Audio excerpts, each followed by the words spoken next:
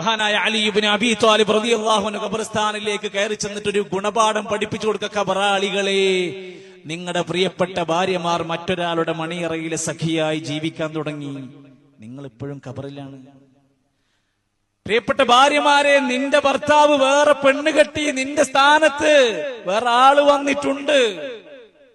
പ്രിയപ്പെട്ട മക്കളെ, നിങ്ങളുടെ ബാപ്പ മറ്റു മക്കളെയൊക്കെ സ്നേഹിച്ചു തുടങ്ങിയിട്ടുണ്ട്. പ്രിയപ്പെട്ട ബാപ്പമാരെ, നിങ്ങളുടെ മക്കൾ എളാപ്പ മൂത്താപ്പമാരുടെ പിന്നാലെയായി അവർ പതുക്കെ പതുക്കെ നിങ്ങളെ മറന്നു തുടങ്ങിയിട്ടുണ്ട്. ഖദ് ഖുസിമത് അംവാലുക്കും, നിങ്ങളുടെ പണവും സമ്പത്തും ആസ്തികൾ ഓഹരി വെച്ച് കഴിഞ്ഞിട്ടുണ്ട്.